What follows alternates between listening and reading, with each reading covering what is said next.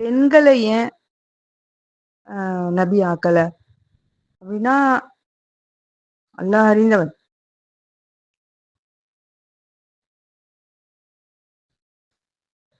ஆ அனுப்பப்படல. பெண்கள் வந்து இறை தூதர்களா அனுப்பப்படாததுனால, ஜிப்ரீல் அலைஹிஸ்ஸலாம் அவர்கள் சந்திப்பதற்கான தகுதியற்றவர்கள்ன்னும், ஆ அந்த இறை செய்திய அல்லாஹ்விடமிருந்து வர செய்திய அடைவதற்கான தகுதி அவர்களுக்கு இல்லைன்னும் அர்த்தம் கிடையாது.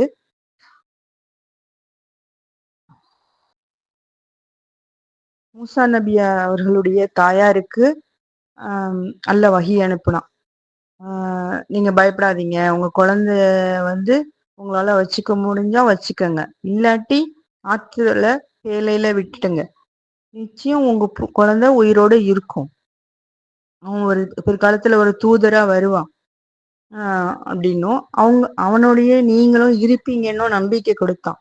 அதனால அந்த தாய் இறைக்கட்டளையை ஏற்று அவங்க அனுப்புனாங்க. அது மட்டும் இல்லாம, அந்த தாயையே ஒரு வளர்ப்பு தாயா அனுப்பி, இந்த ஃபிரௌன் இடத்திலேயே மூசா அலைஹிஸ்ஸலாம வளர வச்சான். சுப்ஹானல்லாஹ். அடுத்தது இம்ரானுடைய மகள் மரியம் அலைஹிஸ்ஸலாம் அவங்க தன் கற்பை பாதுகாத்துக் கொண்டாங்க. அவளுடைய கர்ப்பத்துல அல்லாஹ் உயிர் ஊதுனான்.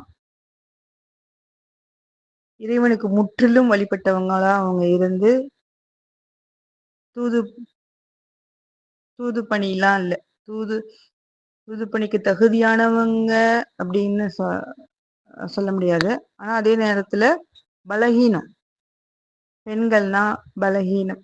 கடினமான பொறுப்பு அது.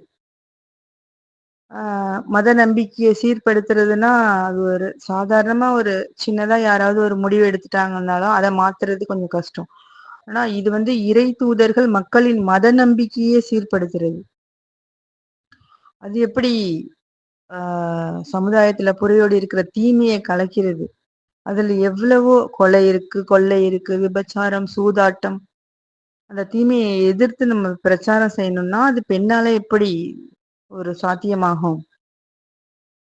அதனால இந்த மாரி கொடுமைகள் எல்லாம் சந்திக்கிறதுக்கு ஒரு ஆணால முடியும். பெண்ணா பலகீனப்பட்டவங்களால எப்படி முடியும்?